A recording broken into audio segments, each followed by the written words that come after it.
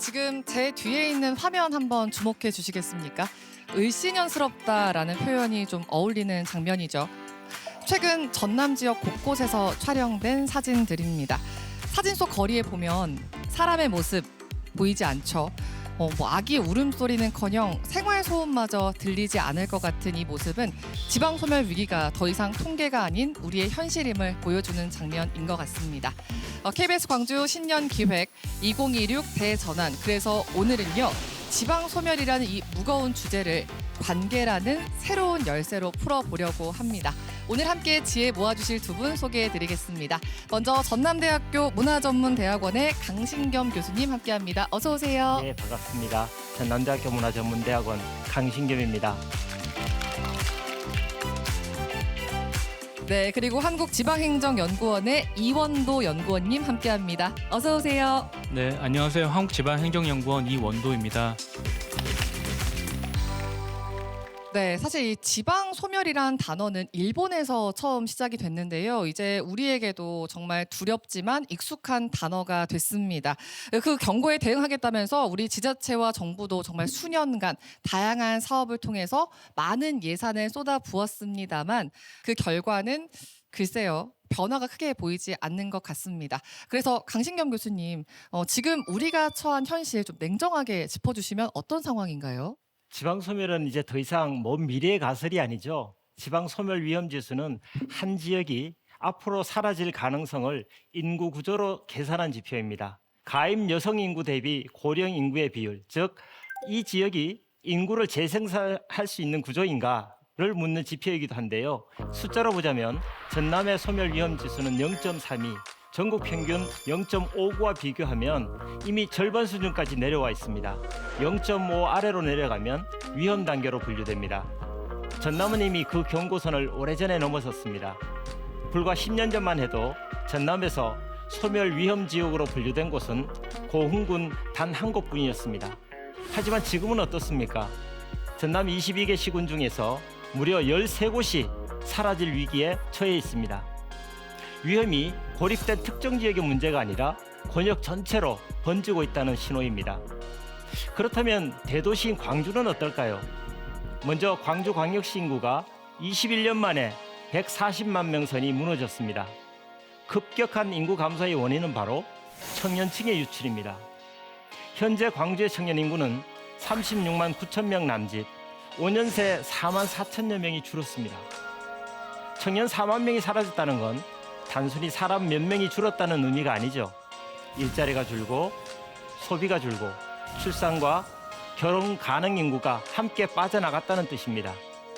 우리 지역의 미래인 청년들이 광주를 더 이상 꿈꾸는 곳이 아니라 떠나는 도시로 인식하고 있다는 점을 보여주기도 합니다.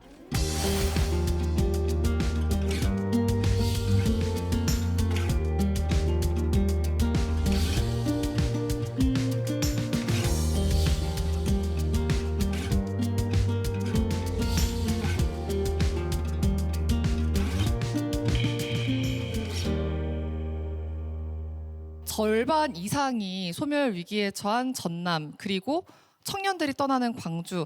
정말 위기가 시작됐다라는 말이 더 많이 와닿는데 그래서 오늘 이 자리에도 청년분들이 많이 와 계신 걸로 알고 있습니다.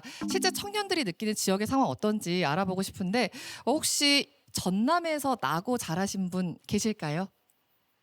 네, 앞에 계시네요. 혹시 잠시 이야기를 좀 나눠봐도 괜찮을까요? 네, 저는 전남 신안을 고향으로 둔 대학생 노현서입니다.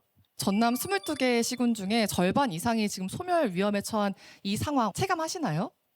제가 초등학교를 다녔을 때는 한 학년에 두 반 정도로 좀 많으면 40명, 좀 적으면 22명까지는 있었는데 요즘 제가 그 시골에 가서 들어본 바로는 한 학년에 많아도 12명, 그리고 적어도 한 7명 정도가 한 학년으로 좀 구성됐다고 들었습니다. 또 그 말은 그 어린 친구들을 키우는 그 부모님, 청년 세대도 없다는 것을 의미하잖아요. 그래서 저희 부모님이 지금 한 50에서 60 정도의 나이대를 갖고 계신데 그 저희 부모님도 지금 시골에서 좀 많이 젊은 층에 좀 속하고 있습니다. 혹시 이제 친구들 중에 뭐 서울로 간 친구들이 많은 편인가요? 어떤가요? 확실한 건 저의 또래 친구들이 광주 혹은 전남 지역에서 직장을 잡는 게 아니라 서울로 아니면 수도권으로 먼저 목표를 잡고 그리고 그렇게 일자리를 구하러 가는 추세입니다. 네, 사실 저도 저 말이 공감이 되는 게 저도 이제 전남에서 나고 자랐는데 이곳에 살고 싶어도 뭐 학교나 일자리가 없어서 떠나는 경우가 많거든요. 그래서 이제 지방 소멸 위기를 새로운 방법으로 풀어보는 대전환이 필요한 것 같은데요. 이원도 연구원님, 오늘 이 어려운 주제, 지방 소멸이라는 이 무거운 주제를 관계를 통해서 풀어보자라는 걸 제시를 하셨어요. 지방 소멸과 관계 이게 어떻게 연결될지 좀 궁금한데 어떤 개념인가요? 예, 먼저 말씀드린 것처럼 국가적 인구 절벽과 고질적인 지역 인구의 불균형이 동시에 나타나는 우린 인구 감소 시대에 살고 있습니다. 그렇기 때문에 행정안전부에서는 이런 위기의 심각성을 느끼고 지역 인구 감소 대응 체계를 마련하였습니다. 인구 감소 지역 생활인구 개념은 도입이 되었고요. 인구 감소 지역 주민등록 인구와 그리고 타 지역 인구 그리고 외국인 인구까지 포함하는 생활 인구를 통계로 작성하고 분기별로 월별 통계치를 제공하고 있습니다. 이런 인구 감소 지역 생활 인구의 모태가 된 개념이 바로 관계 인구입니다. 관계 인구는 말 그대로 해당 지역에 완전히 거주하고 등록되어 있지는 않지만 지속적이고 다양한 방식으로 지역을 방문하고 다양한 활동에 참여하는 사람들을 의미합니다. 제가 예를 들어보면 주말마다 지역의 작은 어떤 농장을 가꾸는 기촌 생활자도 관계 인구의 대상이 될 수 있고 일정 기간 머무르며 생활하는 장기 체류자처럼 지역과 얽혀 있거나 얽힘을 희망하는 인구가 여기에 포함되어입니다. 네, 그러니까 이제 얼마나 많이 사느냐보다 얼마나 많은 사람이 머무느냐가 중요해진다는 거죠. 네, 그렇습니다. 이런 관계 인구 정책의 핵심은 인접한 어떤 지역에서 대도시권으로 이주하는 것을 독려하는 것이 아니라 떨어져 있거나 아니면 이제 자연 환경이라든가 이제 문화 환경이 다른 수도권과 도시에서 지역의 어떤 두 번째 주민으로 전환시키는 것에 그 목적을 두고 있습니다.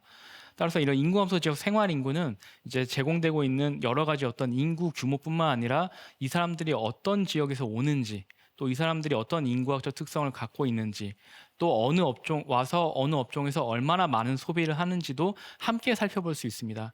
정리하자면 이제는 인구 어떤 규모에 이제 저희가 집중한 것이 아니라 얼마나 많은 사람들이 지역에 얼마나 오랫동안 또 그리고 얼마나 자주 그리고 왜 지역을 방문하는지를 확인하는 것이 중요해졌습니다.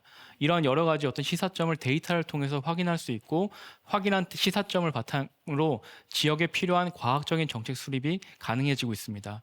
네, 사실 이 체류 인구까지 재정 근거의 기준이 된다면 소멸 위기에 처한 전남 입장에서는 굉장히 반가운 소식인 것 같습니다, 연구원님. 네, 그렇습니다. 이런 생활 인구와 어떤 관계 인구를 늘리려는 노력은 말씀드린 것처럼 단기적으로 어떤 관광객을 늘리려는 것이 아니라 최종적으로 주민등록 인구를 전환하는 것을 목적으로 하고 있습니다. 그 전 단계에서 지역이 재정을 확보하면서 단기적인 회복력을 측정하는데 이 관계 인구와 생활 인구가 도움을 줄 수 있습니다.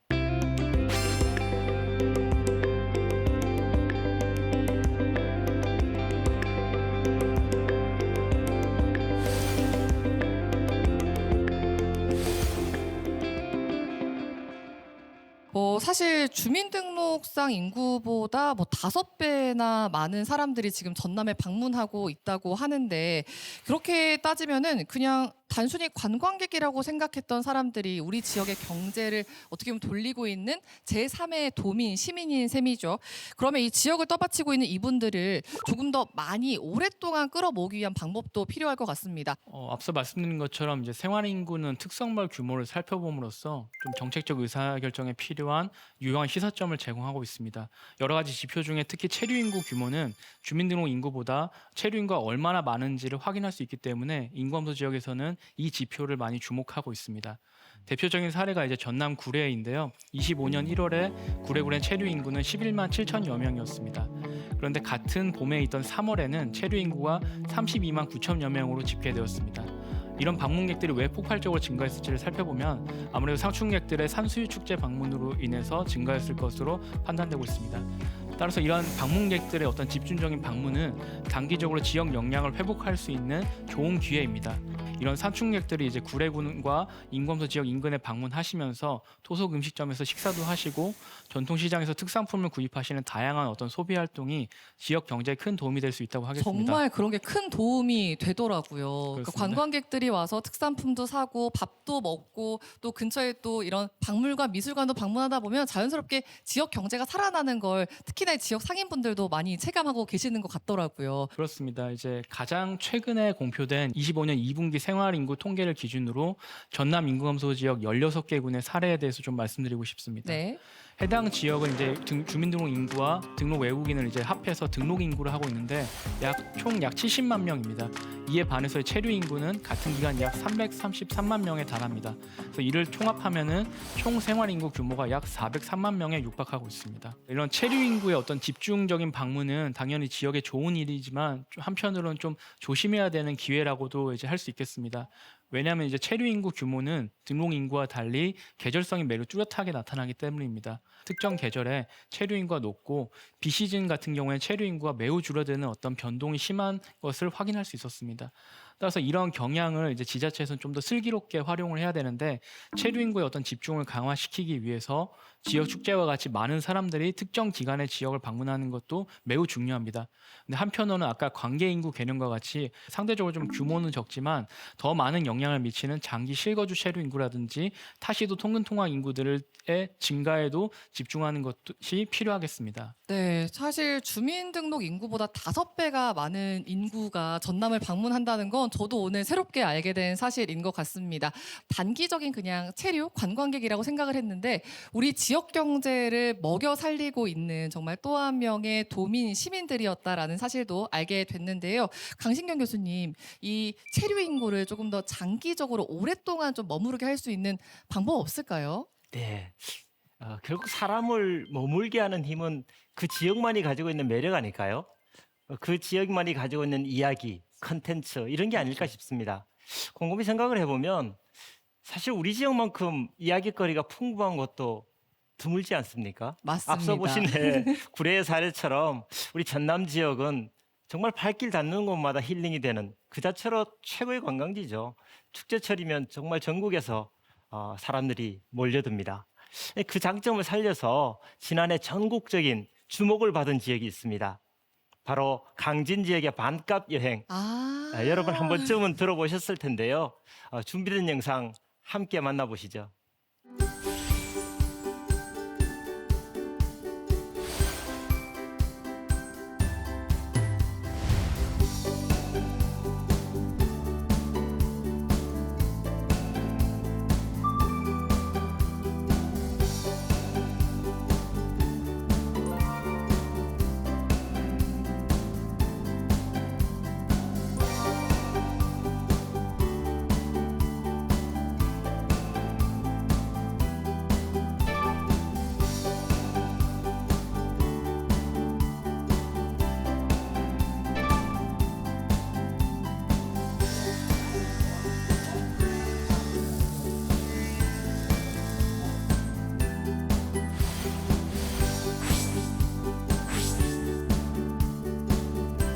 반값 여행한 뒤로는 뭐랄까 한 30% 40% 매상이 오르고 모임 같은 거 골프 치러 오셔갖고 많이 음식을 드시고 가셔요. 싸게 먹고 간다고 좋아하십니다.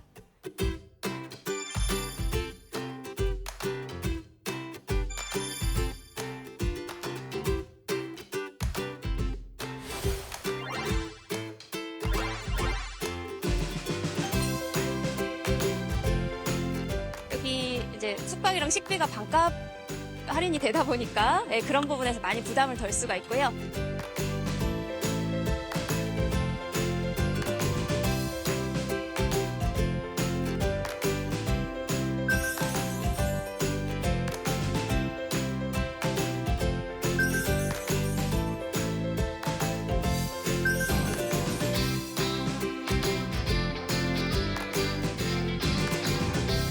네, 강진을 여행하면서 쓴 돈의 절반을 강진 사랑 상품권으로 돌려주는 강진 반값 여행 프로젝트 영상으로 함께 보셨습니다. 이 영상을 유독 좀 흐뭇하게 바라보시는 분이 계시더라고요. 강진군 인구정책 담당관 오늘 오셨는데 제가 알기로는 강진 반값 여행 다녀오신 분들의 후기도 굉장히 좋았다고 하더라고요. 그래서 다른 지자체에서 우리도 좀 따라하고 싶다라고 문의도 많이 왔다면서요.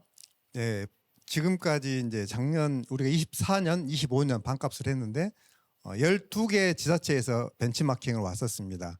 2025년에는 벌써 6개 자치단체에서 비슷하게 반값 모티브로 해서 그 정책을 시행하고 있습니다. 저희들이 반값을 22억 투입했잖아요.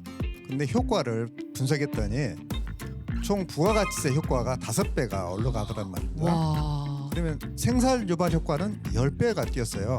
우리 반값이 결국은 지방 정부도 좋은 정책을 하면 중앙 정책으로까지 이어질 수 있다라는 아주 좋은 선례를 남긴 걸로 평가하고 있습니다. 네, 정말 강진군이 과감한 시도를 했고 지역에서 만든 정책이 전국적으로 확산되는 정말 좋은 사례인 것 같습니다. 그런데 한편으로는 조금 걱정되는 게 방금 말씀하신 것처럼 다른 지자체에서도 속속 시도하기 시작했고 또 앞서 연구원님이 이야기해 주신 것처럼 이런 관광객들은 일회성 또 단순 계절성의 가능성이 있어서 어떻게 하면 계속 유지할 수 있을지가 관건일 것 같은데 교수님 어떻게 해서 계속 유지가 할 수 있을까요? 이 강진은 남도답사 1번지라고 하는 이름에 걸맞게 정말 아름다운 곳입니다. 문화예술적인 역량도 분명히 뛰어나고요. 또 강진에 그동안 해오셨던 빈집 활용 프로그램이나 푸소 같은 사례들은 이미 잘 알려진 성공 사례이기도 한데요.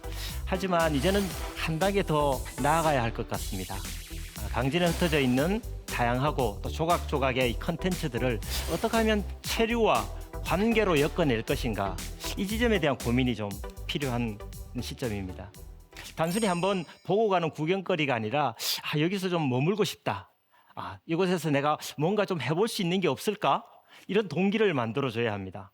그러니까 그 가능성을 찾기 위해서 제가 직접 기획한 프로젝트가 있습니다. 바로 강해영 프로젝트입니다. 오, 어떤 프로젝트인가요? 네, 강해영은 강진, 해남, 영암 이 세 지역의 앞글자를 따서 만든 이름입니다. 강해영 괜찮지 않나요? 이름이 굉장히 예뻐요, 네. 교수님. 동시에 지역이 스스로를 활력을 구해보기로 결심한 하나의 실험이기도 합니다. 강진과 해남, 영암은 오래전부터 매력적인 남도 여행의 1번지였죠. 그래서 월출산과 영산강, 그리고 강진만과 땅끝, 사산초동과 노구당, 도갑사 대흥사 같은 이런 천년 고찰에 이르기까지 자연과 역사, 문화와 음식, 또 남도 여행의 아마 핵심 자산이 이 세 지역에 다 모여 있는 것 같습니다. 그렇지만 아이러니하게도 이 풍요로움이 하나의 여행이 되지는 못했습니다. 각 지역은 훌륭한 자원을 갖고 있었지만 각자 도생의 길을 걸어왔고 행정구역의 선은 그대로 여행의 경계가 되었습니다. 관광객은 강진에서 밥을 먹고 해남에서 잠을 자면서도 이 둘을 하나의 이야기로 기억하지를 못했던 거죠. 그러니까 잠깐 머물다가 떠나는 소모적인 그런 관광의 구조가 반복되어 온 이유인데요. 강해영 프로젝트는 바로 이 지점에서 출발했습니다. 강진, 해남, 영암의 문화관광재단과 지자체 그리고 전남대학교 문화전문대학원이 함께 머리를 맞댄 이유도 여기에 있습니다. 원리는 단순하고 분명합니다. 행정구역의 선을 지우고 사람의 이동과 체류를 기준으로 여행을 다시 설계하자는 것입니다. 관광을 그저 보고 지나는 소비에서 머물고 관계를 맺는 경험으로 바꾸는 것, 이것이 강해영이 지향하는 방향입니다. 그래서 흩어져 있던 이야기들을 하나로 잇고 공간을 하나로 잇기 시작했습니다. 세 지역에 있는 차밭에서 숨을 고르는 티스테이, 또 정원과 예술이 만나는 산책, 또 미식과 오래된 노포를 따라 걷는 시간여행, 또 아웃도어 워케이션까지 강해영이라는 이름으로 남도의 깊이와 결을 천천히 느낄 수 있는, 경험할 수 있는 그런 상품을 개발하고 있습니다. 무엇보다 중요한 점은 이 모든 과정이 지역 주민 주도로 이루어진다는 것입니다. 청년과 주민 관광 사업자를 발굴하고 외부 자본이 아니라 민간이 중심이 되어서 강해영만의 환대와 서비스를 만들어 갑니다. 이것이 강해영이 생각하는 지속 가능한 경쟁력입니다. 그냥 한번 다녀가는 여행지가 아니라 다시 오고 싶은 지역. 그래서 언젠가는 여기서 살아보고 싶어지는 공간, 그런 공간이 되는 것입니다. 머무는 남도, 또 지역을 잇는 관광으로 남도의 미래를 다시 그려보는 실험, 그 이름이 바로 강혜영 프로젝트입니다. 어떻습니까? 여러분도 한번 동참해 보시지 않겠습니까? 저는 완전 동참하고 싶습니다. 네. 사실 강진, 해남, 영암 각자 지역마다 매력이 너무너무 많잖아요. 근데 이걸 연결했다는 거에서 굉장히 혁신적인 프로젝트인 것 같습니다. 이 강혜연 프로젝트 우리 연구원님 어떻게 보셨어요? 예, 사실 이 다음에 제가 소개하고 싶은 어떤 전략과 너무 많이 닮아 있어서 많이 좀 놀랐습니다. 네. 사실 제가 말씀드리고 싶은 것은 이제 이런 인구 감소 시대에 약간 이제 뭉치고 연결하라는 어떤 전략을 좀 제안드리고 싶습니다. 이것은 공동의 여러 가지 지자체가 하나의 문제 해결을 위해 노력하는 것을 의미하고 있습니다. 그러니까 국가적으로 총 인구가 이제 감소하고 있는 상황에서 특정 지역만 인구가 반등세로 돌아서는 것은 사실상 어렵습니다. 그리고 또한 여러 시설과 서비스가 모든 지역에서 동일한 수준으로 사실 제공되면 좋겠지만 효율성 측면에서 사실 어떤 시설이나 재화를 모두 똑같은 수준으로 맞춘다는 것은 사실상 어려운 실정입니다. 그래서 이런 여러 가지 한계점을 고려할 때 앞으로는 이제 지역 인구 감소 문제를 해결을 위한 광역 행정, 즉 지자체 간 연결 협력이 그 어느 때보다 중요해질 것으로 생각되고 있습니다. 그래서 이러한 배경에서 제가 이제 인구 감소 시대에 지역과 뭉치고 연결하기 전략을 좀 제안드리고 싶습니다. 저도 직장은 광주지만 이제 부모님 계시는 본가는 해남이라서 왔다 갔다 하거든요. 그럼 이것도 하나의 생활권이 되는 거잖아요. 어떤 느낌인가요? 그렇습니다. 저는 사실 지리학을 전공했었는데요. 지리학에서는 이제 지역을 한 명의 이제 사람처럼 유기체로 바라보고 있습니다. 이러한 맥락에서 이제 지역을 바라보고 있을 때 지역 간의 어떤 통행량이라든가 아니면 지역의 어떤 물자의 흐름인 물동량이라든가 그리고 정보와 자본의 흐름은 사람과 사람이 얼마나 이제 친한지를 나타내는 친밀도와 같이 지역 간 상호작용을 측정할 수 있는 중요한 어떤 지표입니다. 즉 지역 간의 어떤 흐름량을 통해서 우리가 가까운 지역이 어디인지를 확인할 수 있고 이런 이제 친밀도가 반드시 옆에 있는 지역이 아니라 좀 떨어져 있는 지역, 심지어는 우리나라 이제 수도권에서도 이러한 지역이 친밀도가 높게 나타날 수가 있습니다. 이제 저는 현재 이제 강원도에 이제 거주하고 있는데 강원 지역도 전남처럼 이제 인구 감소 지역이 굉장히 많습니다. 근데 이제 이 인구 감소 지역이 어떤 지역과 이제 친밀한지를 살펴봤었는데 예를 들어 평창 지역 같은 경우에는 인접해 있는 원주라든가 아니면 다른 지역보다 오히려 수도권 남부 그리고 경기 북부와 이제 상대적으로 좀 이제 연결성이 되게 높았습니다. 아마 이제 수도권 북부라든가 남부에서 평창이라는 어떤 겨울 관광지라는 어떤 매력 때문에 어떤 지역과의 어떤 특정한 상호 연결성이 높게 나타난 것 같았습니다. 근데 이와 반대로 이제 비슷한 어떤 환경을 갖고 있는 정선 같은 경우에는 수도권과에서 많은 상호 연계성이 높게 나타나기도 했지만 인접한 어떤 강릉이라든가 동해와 같이 지방 중소도시와 같은 시도 내 지역과 좀 연계성이 매우 높게 나타났습니다. 그래서 이런 결과를 바탕으로 만약에 제가 정책 제언을 한다면 아무래도 평창 같은 경우에는 서울 남부권이라든가 이제 경북 북부권과 좀 더 연계성을 강화할 수 있는 전략을 이제 제안할 수 있을 것 같고 정선 같은 지역은 이제 인근에 있는 이제 지방 중소도시라든가 인구 감소 지역과의 어떤 연결성 정도에 기반하여서 다양한 좀 협력 체계 구성을 진행하지 않을까를 기대하고 있습니다. 따라서 이런 지역 간 상호 연계성을 바탕으로 친밀한 지역을 찾는 정책이 중요한데 사실 그간 우리나라에서 이런 것들이 많이 시도됐었습니다. 생활권 계획이 많이 이제 주도가 됐었는데요. 최근에 이런 것들이 조금 더 발전해서 국가 균형 성장 달성을 위한 5급 3튼 전략이라는 것에서도 초광역 경제권과 함께 생활권 개념이 도입이 되었습니다.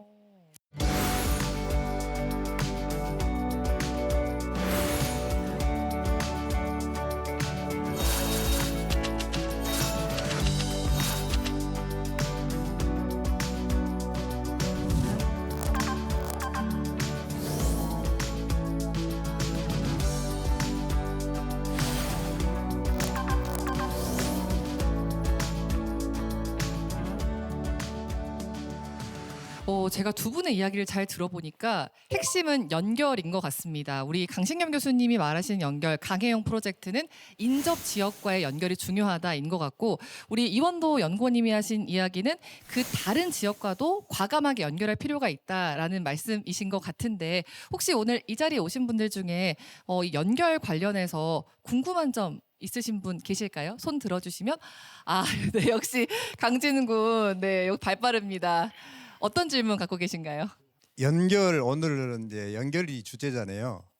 2026년도에 우리 군의 핵심 키워드가 연결입니다. 오. 연결은 이제 크게는 사회 기반 시설 SOC 연결, 철도, 고속도로 연결이 있을 것이고요. 또 인적 네트워크를 위해서 우리가 시행한 게 강진 품에 온 군민이라는 사이버 군민 제도입니다. 실제로 올해 2월부터 시작했고요. 현재 가입 인원이 14,000명. 이분들이 80%가 강진이 아닌 분들이에요.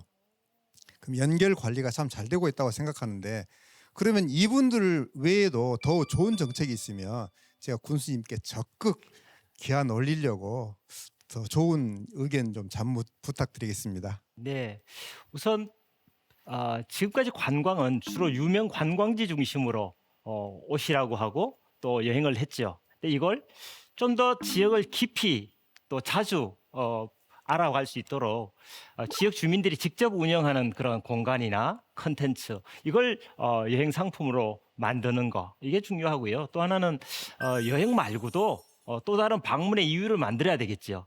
그래서 내가 이 지역에서 뭘 해보고 싶다, 어떻게 내가 관계를 맺을 수 있을까, 이걸 안내해주는, 소개해주는 그런 장치가 필요합니다. 그래서 이제는 관광 안내소가 아니라 관계 안내소를 좀 만들어 보시면 어떨까, 이런 생각이 좀 듭니다.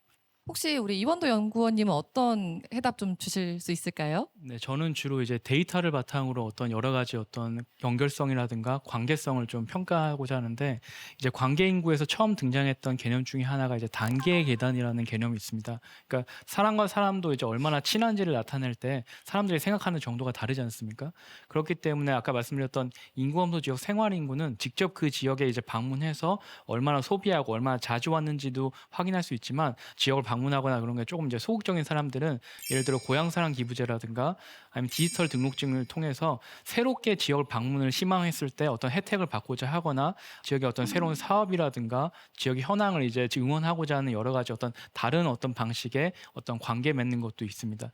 그렇기 때문에 여러 가지 데이터를 바탕으로 이 관계성을 측정해 보는 것이 굉장히 중요하고, 강진에서 그렇다면 이 관계성을 가지고 어떤 정책을 이제 녹아낼 수 있을까, 정책 대상을 어디로 집중해야 될 것인가, 이런 것들이 아무래도 굉장히 어려운 문제이기지만 중요한 어떤 대안이라고 할 수 있겠습니다. 네, 그러니까 확실한 정책 목표를 세워라. 그러니까 누구를 끌어올 것인가, 어떤 인구를 데리고 올 것인가를 고민을 해라라는 말씀이신 거, 타겟팅을 정확히 해라라는 말씀이신 타겟 거죠. 인구를 정하는 것이 좀 중요할 것 같습니다. 네, 굉장히 해답을 잘 주셨지만 고민이 많아지셨을 것 같습니다. 어떻게 답이 좀 되셨을까요? 예, 많은 도움이 된 것 같습니다. 군수님께 적극 건의드리도록 하겠습니다. 네, 강진군뿐만 아니라 지방 소멸 위기에 처한 그 전남 지역 지자체 공무원분들께도 꼭 좋은 해답이 됐기를 바라보겠습니다. 우리가 지방 소멸 이야기를 할 때 소멸 위기에 처한 전남 말고도 또 하나 다뤄야 할 문제가 청년이 떠나는 광주입니다. 광주가 더 이상 머물고 싶은 도시가 아니라 어떻게 보면 좀 떠나야 하는 도시로 인식이 되고 있는 것 같아서 저도 참 안타까운데요. 오늘 혹시 이 자리에 오신 청년분들 중에 광주에서 생활하고 계신 청년분 계시다면 손 한번 들어주실까요? 네, 여기 앞에. 안녕하세요. 광주에서 거주 중인 대학생 문윤아입니다. 사실 주변 친구들 중에 수도권으로 떠난 친구들은 많으실 것 같아요. 그렇죠. 그런데도 광주에 남아있는 이유가 있으신가요? 우선 친구들은 아무래도 서울이 일자리도 많고 그만큼 많은 경험을 할 수 있어서 서울로 취업을 하는 편인데, 저는 광주에서도 충분히 본인이 원하는 일자리를 얻을 수 있다고 생각을 하고, 서울보다 교통 체증이 없는 점이 가장 큰 메리트인 것 같습니다. 네, 수도권만큼이나 이제 지역에도 기회가 있을 거다라고 보셨는데, 이 부분에서 혹시 오늘 김일인 씨 오셨을까요? 네, 마이크 한번 전달 부탁드리겠습니다. 제가 알기로는 지방 소멸을 극복하기 위해서 로컬 콘텐츠 기업 만들어서 운영하고 계시다고 들었습니다. 간단한 자기소개와 함께 회사 소개도 부탁드립니다. 네, 안녕하세요. 저는 지역을 기억하게 만드는 콘텐츠를 활용해서 지역의 수명을 늘리는 것을 미션으로 하는 로컬 콘텐츠 기획사 주식회사 광지주의 대표 김일인이라고 합니다. 저희 회사는 로컬 콘텐츠를 기획하는 회사인데, 가장 중심 모델은 강주와 전남을 아우르고 지역과 미식을 아우르는 동명동 아우르라는 공간, 로컬 복합 공간을 운영하고 있고요. 현재는 이 공간에서 영암, 곡성 이런 지역의 컨텐츠를 가지고 메뉴를 만들거나 곡성 토란을 활용해서 토란의 변신은 무한하다라고 하는 토란스포머 팝업 스토어를 저희 매장에서 만들어 보거나 최근에는 몰입형 다이닝으로 만들어서 지역을 어떻게 하면은 더 기억하게 만들 것인지에 중점을 두고 지역의 재료를 쓰고 지역의 영상을 틀고 그리고 지역의 음악을 접목시킨 이머시브 다이닝을 개발을 해서 7에서 8회 정도 운영을 했고요. 지역 컨텐츠를 활용해서 지역의 수명을 늘리자, 기억을 오랫동안 하게 하자라는 미션으로 일을 하고 있습니다. 와, 정말 너무너무 좋은 아이디어 같은 게 우리 전남에는 정말 농수 축산물 너무너무 맛있는 그 식재료들이 많잖아요. 맛으로는 뭐 빠지지 않는 도시기도 하고 그런 걸 연결하는 작업하고 계신데 제가 알기로는 광주 전남 지역 출신이 아닌 걸로 알고 있어요. 외지에서 오셨다고요. 맞습니다. 제가 로컬 콘텐츠 기획자로는 8년 차인데요. 경상도의 작은 시골 동네에서 시작을 했는데 지역 소멸이 가장 심각한 곳이 경북과 전남이라고 저는 알고 있고 큰 결심을 하고 처음으로 광주광역시라는 곳에 들어오게 되었습니다. 아, 소멸 위기 지역을 구하기 위해서 지금 돌아다니고 계시는 거군요. 그런데 또 정말 냉정하게 솔직하게 타지인의 입장에서 청년들이 왜 광주를 떠난다고 생각하시는지 좀 궁금해요. 어떤 점이 부족한지 솔직하게 좀 이야기해 주실까요? 저는 타지인의 입장에서 이 동네를 봤기 때문에 모든 게 관광 컨텐츠로 보였고 그리고 동네마다 맛있는 맛집들 하나하나가 굉장히 저희가 왔을 때 알리고 싶은 공간들이었는데 여기 계신 분들은 어렸을 때 태어났을 때부터 그 공간에 있었기 때문에 당연하다라고 생각을 해서 더 이상 그거에 대해서 특별하게 알리려고는 하지 않았던 것 같아요. 이거 완전 대박인데 왜 안 소개해? 왜 안 알려줘? 하는 부분을 거기보다 여기가 더 맛있다. 이렇게 말씀 많이 하시더라고요. 그래서 재미가 없고 즐길 게 없고 기회가 없어서라는 이야기를 가장 많이 하시는데 어쩌면 여기에서 너무 오래 있다 보니까 그것이 자극이 안 된 게 아닌가 하는 생각도 들었던 것 같습니다. 우리 강신겸 교수님도 또 미래 문화 기획자를 키우고 계시잖아요. 네, 그렇습니다. 앞서 우리 대표님의 이야기 굉장히 좀 인상 깊게 들으셨을 것 네, 같아요. 네. 어떻게 들으셨어요? 결국 지역의 가치를 누가 어떻게 새롭게 인식하느냐의 문제인 것 같습니다. 이런 말이 있습니다. 지역을 변화시키는 데는 세 종류의 사람이 필요하다. 첫째는 열정을 가진 사람, 둘째는 젊은 사람. 왜냐하면 이전과 다른 생각을 하니까. 또 말씀하신 대로 외지인이 필요합니다. 우리와 다른 생각을 하는 사람이 필요한 거죠. 다시 말씀드리면 우리가 있었지만 주목하지 못했던 것들이 굉장히 많습니다. 그런데 그런 것들을 정말 외부자의 시각으로 젊은 사람의 시각으로 볼 수 있도록 또 그것을 비즈니스로 사업으로 콘텐츠로 만들어갈 수 있는 여건을 우리가 지역이 어떻게 만들어주느냐 이게 아마 우리가 앞으로 해야 될 일이지 않나 싶습니다. 네, 근데 젊은 사람의 시각으로 보는 게 또 쉬운 일은 아니잖아요. 뭐 현재 광주나 뭐 전남에서 진행 중인 프로젝트 중에 교수님이 좀 이건 괜찮다, 이건 획기적이다 생각했던 그런 프로젝트 있으신가요? 네, 그렇습니다. 최근에 제가 아주 인상 깊게 본 프로젝트가 하나 있습니다. KBS 광주와 함께 매년 큰 규모로 열리고 있는 그 댄스 축제 배틀 라인업이라는 이벤트인데요. 예, 지역의 에너지가 정말 그대로 드러나는 아주 흥미로운 행사였습니다. 여러분도 한번 어떤 현장인지 한번 영상으로 함께 보시면 좋겠습니다.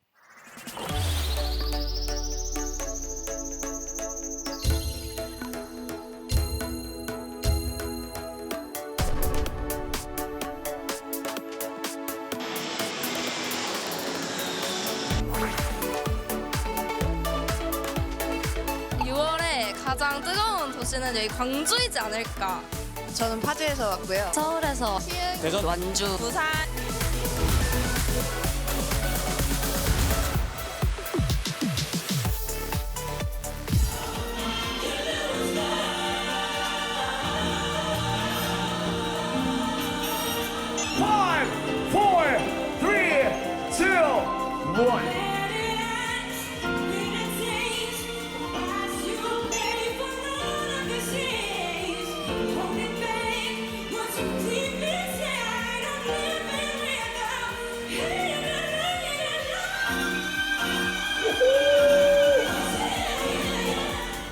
음악 배틀 하는데요, 광주야 이러면 그냥 끝나요.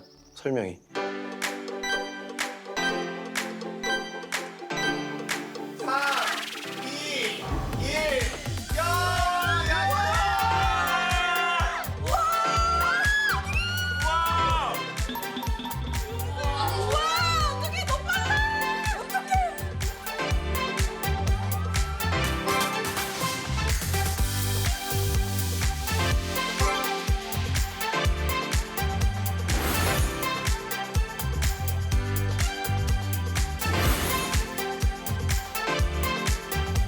우리가 굳이 서울로 가야 하나? 모두를 이 광주에 초청해서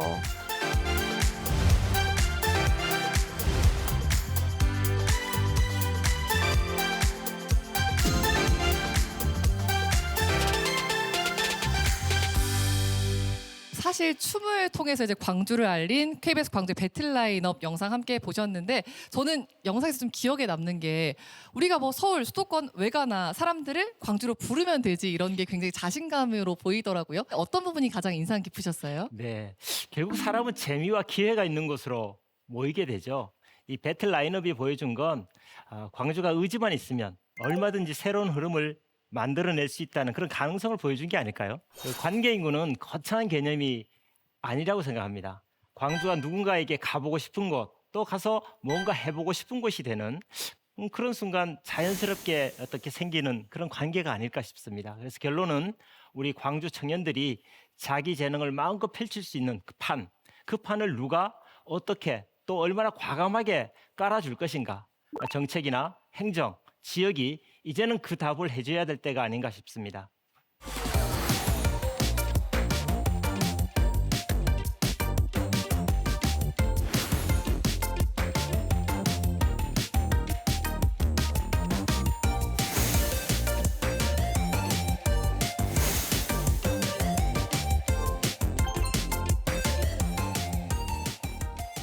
저희가 또 하나 놓치면 안 되는 부분이요. 바로 이주민입니다. 요즘 정말 그 전남 지역의 농산어촌은 우리 외국인 노동자분들이 안 계시면 일을 할 수가 없을 정도라고 하더라고요. 굉장히 많은 분들이 계시고 또 광주나 전남 대학교에도 굉장히 많은 외국인 유학생들이 와서 공부를 하고 있는 걸로 알고 있습니다.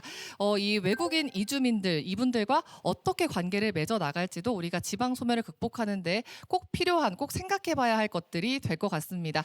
오늘 제가 관중석을 보니까 또 외국인 우리 주민분들이 많이 보입니다. 한 분 만나서 좀 이야기를 나눠보고 싶은데 혹시 하고 싶은 이야기 있으신 분 계실까요? 아, 네, 앞에 계시는군요. 마이크 전달 부탁드리겠습니다. 안녕하세요. 저는 중국에 온 호남대학교 미디어 영상경영학과의 총리라고 합니다. 반갑습니다. 어떻게 광주를 알고 오신 거예요? 제가 좋아하는 아이돌가 있었어요. 좋아하는 아이돌이 광주 출신이군요. 네. 혹시 BTS? 맞아요. 와, 좋아하는 아이돌의 그 고향을 찾아서 광주로 왔다는 게 또 굉장히 신선하네요. 광주에 와서 살아보니까 어떠세요? 만족하시나요? 네, 만족해요.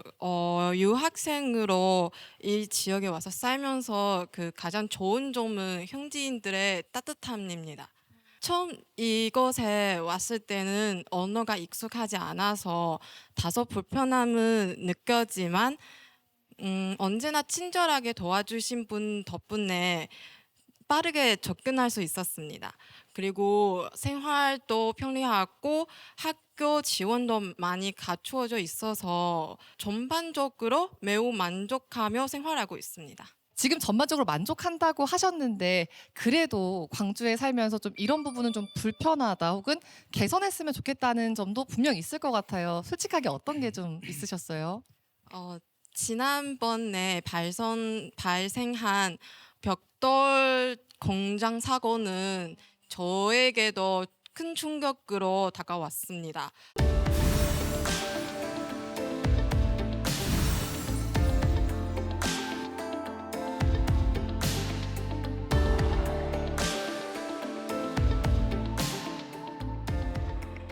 이런 뉴스를 잡을 때마다 내가 알고 있던 한국이 맞을까? 이라는 생각이 들 때도 많이 있습니다. 그리고 아직도 일부에서는 우리를 도움을 받는 사람으로만 바라보는 시선이 남아 있는 것 같습니다. 하지만은 우리도 누군가의 자식이자 이웃이며 지역 경제와 공동체를 함께 떠받치고 있는 구성원입니다. 그래서 이런 점들이 더 많이 인식되고 존중받았으면 좋겠습니다. 이원도 연구원님 이 부분은 좀 어떻게 보고 계신가요? 그렇습니다. 아까 말씀해 주셨던 것처럼 이제 지역 사회를 이제 구성하는 여러 가지 주체들이 있는데 외국인 인구도 이제는 인구 주체 중에 당당한 하나의 이제 중요한 이제 부분입니다. 이 외국인 주민들을 이제 많은 분들이 어떤 수혜자라든지 아니면 노동력을 제공해주는 어떤 시선으로 많이 이제 생각하고 계신데 아마 지금 보실 영상은 좀 생각을 좀 바꿔놓으실 수도 있을 거라는 생각이 듭니다. 화면으로 만나 보시겠습니다.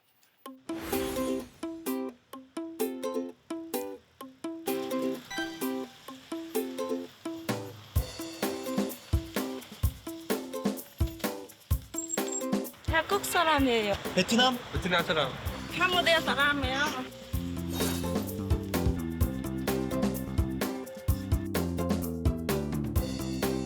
I want to working to get experience and find a lot of money for send to my family and buy 땅.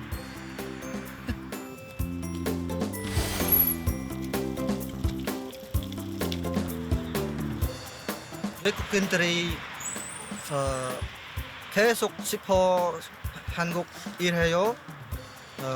한국어를 공부해요.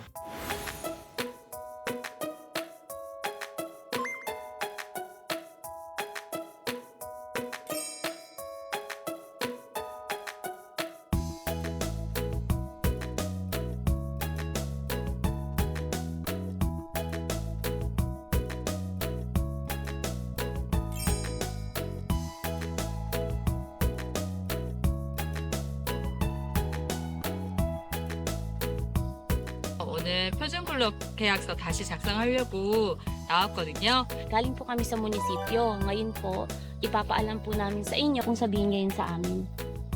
Salamat.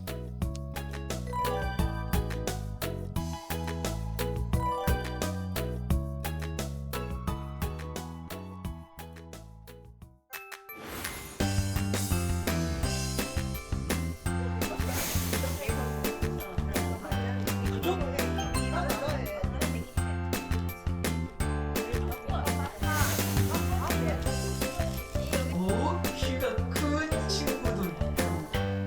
우리를 닮으니 저런 친구들의 있는 그대로 모습을 좋아할 거예요.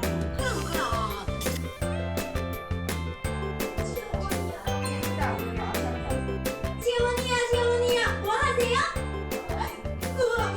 거기 가서 거시기 좀 가져오느라. 습관이 한 번에 그러니 어머니가 나도 빼줘요.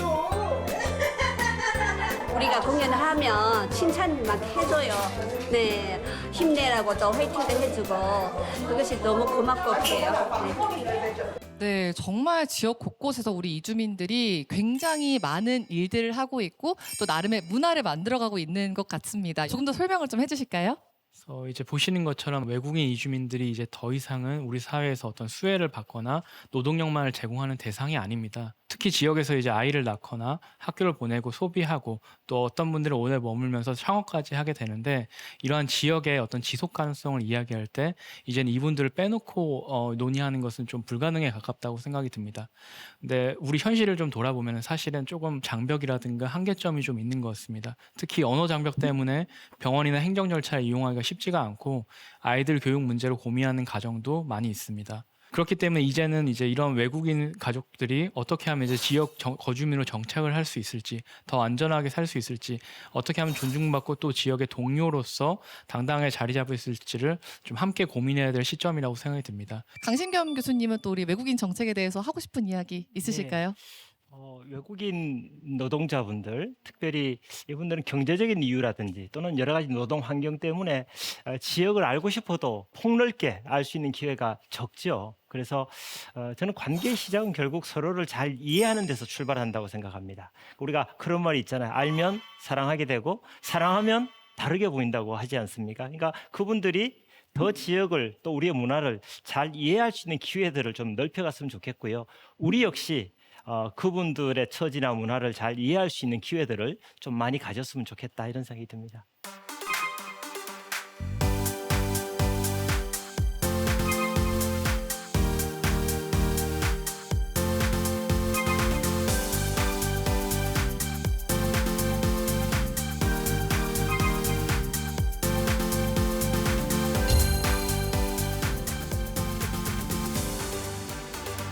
오늘 지역 소멸에 대해서 연결을 통해서 좀 새로운 해법을 찾아보는 시간 마련했는데요. 마지막으로 이 지역 소멸이라는 무거운 현실 속에서 우리가 좀 희망을 발견하고 새로운 미래로 그야말로 대전환하기 위해서는 어떤 준비가 필요한지 또 두 분의 지혜 들어보고 싶습니다. 먼저 강신겸 교수님, 우리 어떤 지혜를 좀 모아보면 좋을까요? 네, 이제는 이제 어떤 지역에 마을에 얼마나 많은 사람이 살고 있느냐가 중요하지 않고 얼마나 많은 사람이 오고 가느냐가 중요한 시대가 된 것 같습니다. 그분들이 더 지역에 많이 관계를 맺고 또 지역의 애정을 느끼고 또 지역을 위해서 내가 뭘 할 수 있지? 기여할 수 있는 기회들을 우리 스스로가 많이 고민하고 만들어 가는 것, 그리고 그것을 정책으로 설계해내는 것이 아마 우리 지역이 앞으로 해야 될 일이라고 생각합니다. 지역 사회라는 관점에서 바라봤을 때 인구 감소는 위기인데 이 위기를 좀 슬기롭게 이제 해결하는 것이 좀 중요할 것 같습니다. 어떤 사람은 어떤 정책을 이제 보면서 어떤 특정 집단이 이제 혜택을 받는 것을 이제 비판하기도 하고 또 어떤 갈등을 이제 조정하기도 합니다. 근데 이런 것들이 아까 말씀드렸던 공동의 문제가 있기 때문에 지역 사회 안에서 어떤 사회적 합의가 필요하고 지역과 징역을 넘나들면서 하나의 문제를 해결하기 위해서 어떤 실질적인 어떤 연계나 협력이 필요하다고 하겠습니다. 그러기 위해서 오늘 제가 이제 말씀드렸던 데이터를 기반한 어떤 정책적인 어떤 분석이라든가 그 분석 결과를 바탕으로 어떤 중요한 시사점을 직접 정책에 반영하는 것이 굉장히 중요하고 그러기 위해서 이제 저도 많이 노력을 해야겠다 그런 생각이 들었습니다. 네, 오늘 이 시간을 통해서 지방소멸 위기는 이제 피할 수 없는 거대한 흐름이라는 걸 확인할 수 있었습니다. 그리고 앞으로의 지역의 미래는 얼마나 많은 사람이 사느냐보다는 얼마나 많은 사람과 연결되느냐가 중요할 것 같다라는 것도 확인할 수 있었습니다. 사실 새로운 사람과 어떻게 관계를 맺을 수 있는지는 우리가 스스로 선택할 수 있는 거잖아요. 그 점에서 앞으로 지역의 미래가 우리가 생각했던 것보다 밝을 수 있겠다는 것도 확인할 수 있었습니다. 지역이 더 이상 사람이 떠나는 곳이 아니라 새로운 기회의 땅이 되고 오고 싶은 곳이 될 수 있기를 우리 모두가 함께 고민하고 노력해야 할 것 같습니다. KBS 광주 신년기획 2026 대전환, 오늘 준비한 시간은 여기까지입니다. 함께해 주신 여러분 고맙습니다.